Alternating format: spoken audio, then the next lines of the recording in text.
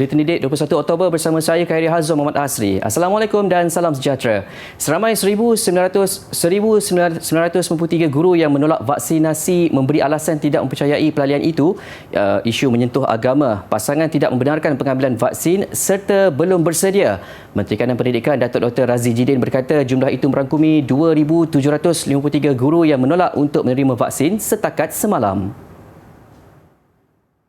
Dr. Razi berkata bagi 760 guru lagi tidak dapat menerima pelalian itu kerana mempunyai masalah kesihatan seperti penyakit kronik, mengalami alahan, mengandung atau menyusukan anak, merancang kehamilan dan bekas pesakit COVID-19.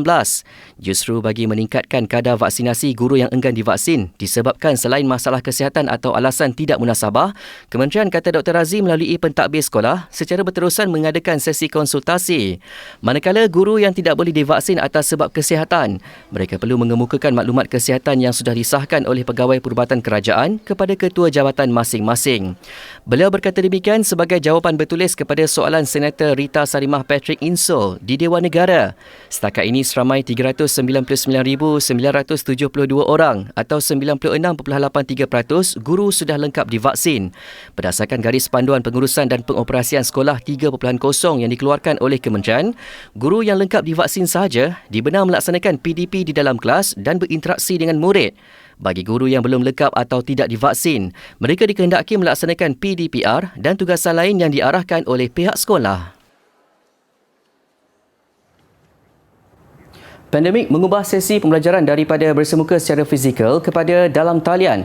Pelaksanaan pengajaran dan pembelajaran di rumah PDPR kini menjadi lebih interaktif dan menarik atas dasar usaha-usaha yang dilaksanakan tenaga pengajar.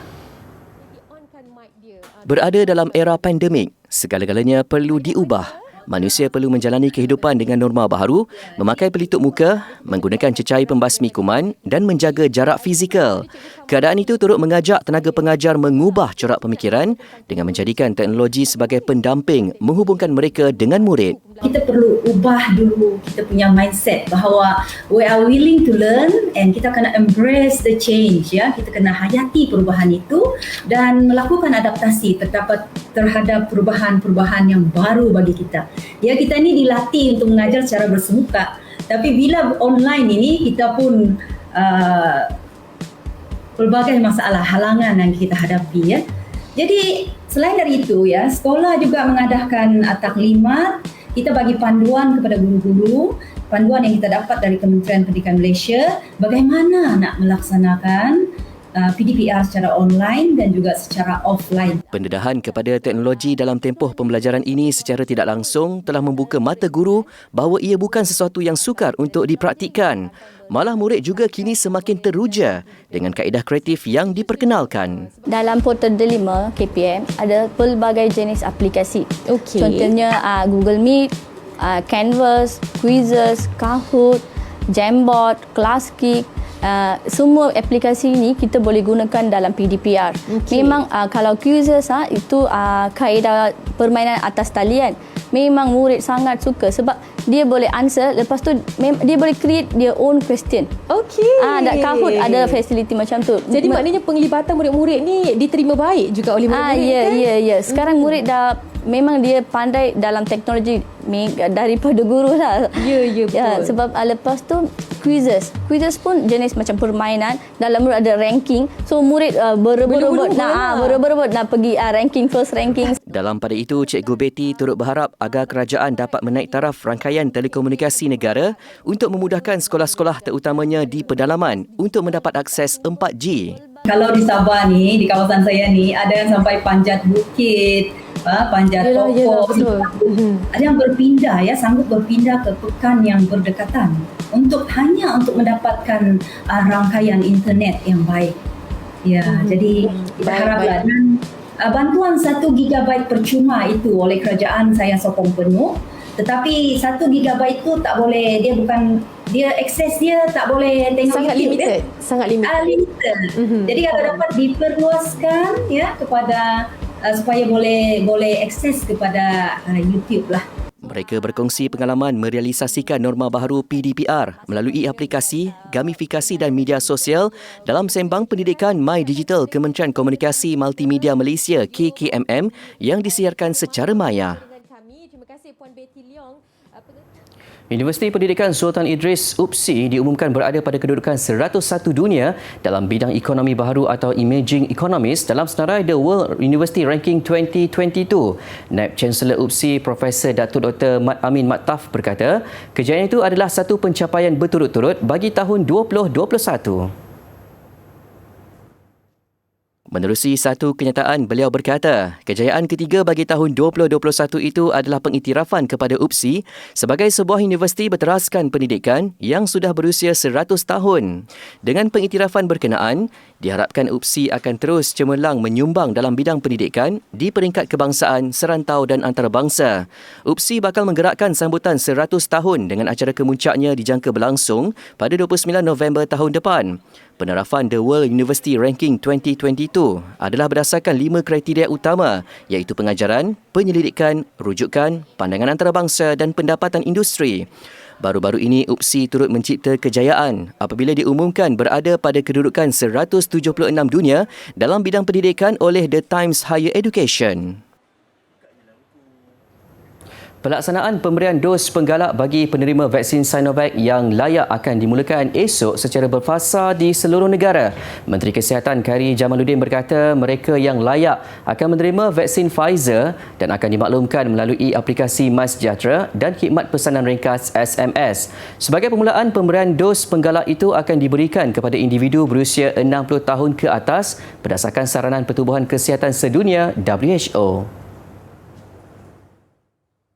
Pemberian dos penggalak secara heterologous ini adalah secara penggunaan off-label dan dijadikan sebagai cabang kajian subgroup dalam kajian The Real World Evaluation of COVID-19 Vaccination dan kajian kesan adverse serius selepas vaksinasi, iaitu bagi semua penerima dos penggalak ataupun booster dose. Dos penggalak ini dilakukan secara sukarela dan percuma di bawah program imunisasi COVID-19 kebangsaan PIK yang bertujuan memastikan tempoh perlindungan yang optimum diperoleh oleh penerima vaksin COVID-19 di Malaysia.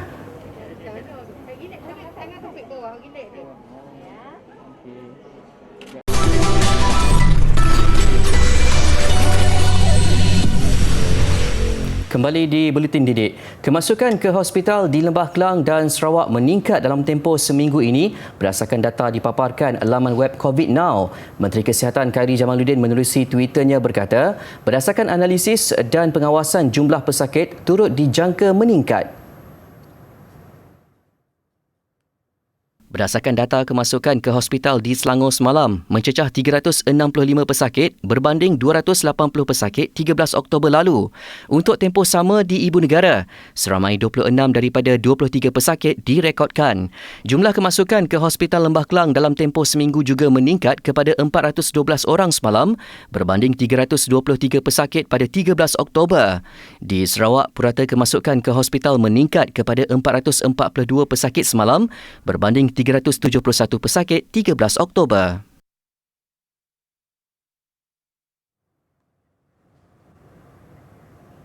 Dalam pada itu, KKM akan terus memujuk golongan anti-vaksin untuk menerima vaksinasi COVID-19 meskipun 95% populasi dewasa di negara ini sudah menerima sekurang-kurangnya satu dos vaksin. Menteri Kesihatan Khairy Jamaluddin berkata jika golongan berkenaan masih enggan menerima vaksin, mereka menyusahkan diri sendiri apabila tidak dapat menikmati kebebasan yang diterima oleh golongan yang lengkap vaksinasi. Kebebasan yang disekat ini hanya dituju kepada mereka yang enggan menerima vaksinasi. Kita kena bezakan dua kumpulan. Kumpulan yang tidak boleh menerima vaksinasi atas sebab kesihatan dan kumpulan yang enggan menerima vaksinasi. Dimaksudkan di sini bukan kita kerajaan Tan Sri Yang Di-Pertua yang menyusahkan mereka, tetapi sebenarnya pilihan mereka yang menyusahkan mereka sendiri. Beliau berkata demikian ketika menggulung perbahasan rancangan Malaysia ke-12 RMK-12 di Dewan Negara. Katanya dengan adanya sekatan kebebasan, ia adalah cara lebih berhemah daripada kerajaan menguatkuasakan undang-undang memaksa kumpulan terbabit mengambil vaksin.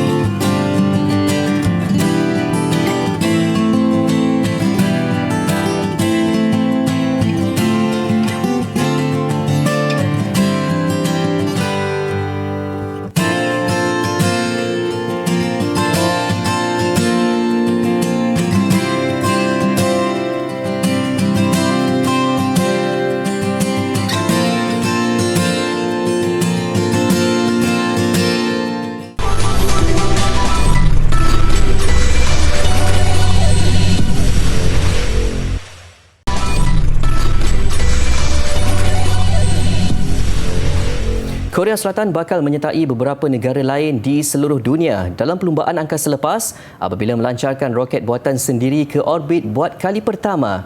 Korea Selatan menjadi negara ke-12 yang mempunyai ekonomi terbesar di dunia, terutama dalam sektor teknologi. Korea Selatan bakal menjadi negara ke-7 yang melancarkan roket dengan muatan lebih 1 tan ke angkasa lepas sekiranya kenderaan pelancar satelit Korea 2 yang dinamakan Nuri berjaya membawa muatan seberat 1.5 tan ke orbit dari tapak pelancaran di Gohyung. Bagaimanapun, pihak berkuasa negara itu tidak menyatakan bila roket berkenaan akan dilancarkan. Roket Nuri sudah dibangunkan sejak sedekad lalu dengan kos perbelanjaan sebanyak 2 trilion won atau 6.7 trilion ringgit. Roket terbabit seberat 200 tan dengan 47.2 meter panjang dan bakal digerakkan dengan 6 enjin. Korea Selatan sebelum ini pernah melancarkan misi ke angkasa lepas pada 2009 dan 2010 dengan bantuan Rusia namun gagal.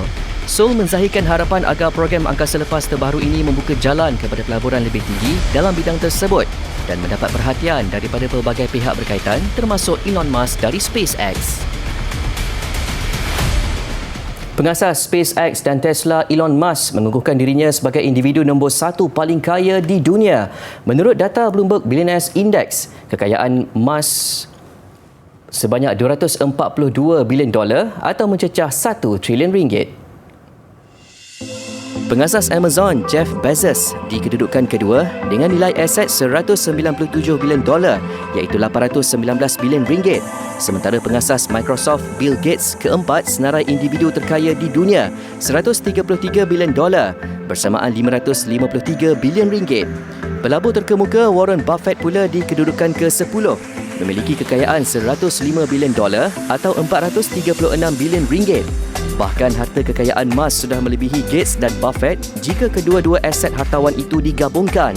Gabungan kekayaan Gates dan Buffett adalah $238 bilion atau 989 bilion ringgit iaitu lebih rendah daripada kekayaan Musk.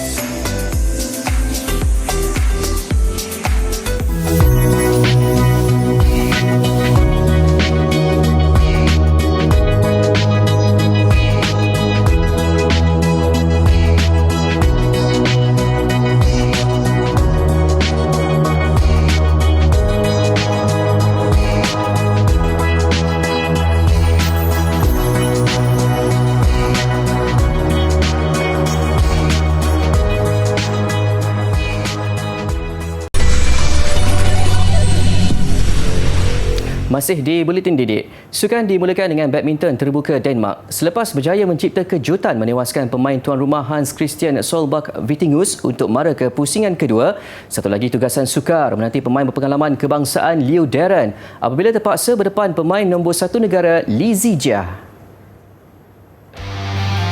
Pada pusingan pertama, Liu Darren ranking ke-35 dunia beraksi baik mengejutkan Hans Christian Vittinghus.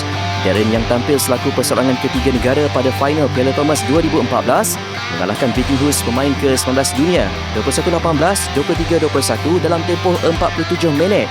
Lawan Liu Darren pada pusingan kedua Li Zijia melayakkan diri selepas menewaskan pemain Taiwan Wang Juwei. Zijia dipaksa bekerja keras bangkit daripada kekalahan 12-21 pada set pertama, menang 21-9 pada set kedua.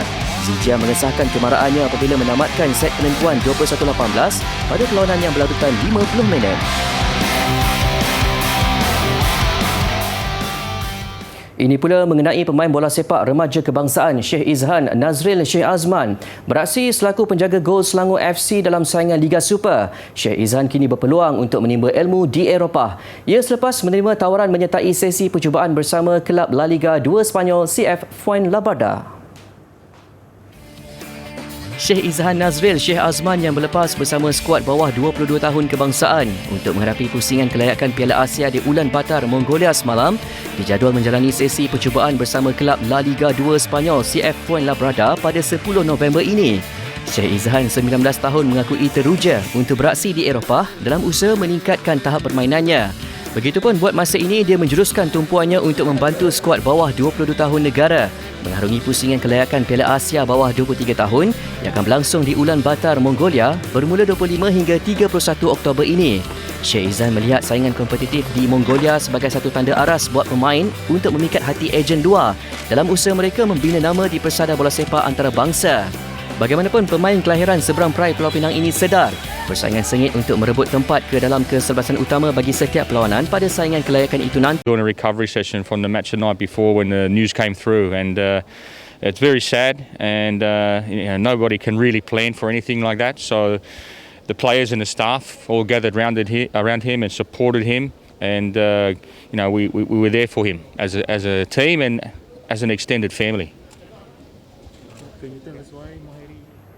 Ke perkembangan Liga Juara-Juara Konfederasi Bola Sepak Asia AFC, Kelab Korea Selatan Pohang Steelers mara ke peringkat akhir selepas mengatasi wakil senegara Ulsan Hyundai 5-4 menerusi penentuan sepakan penalti. Ulsan terdahulu membolosi gawang Pohang menerusi jaringan Yun In Lok pada minit ke-52. Namun Ulsan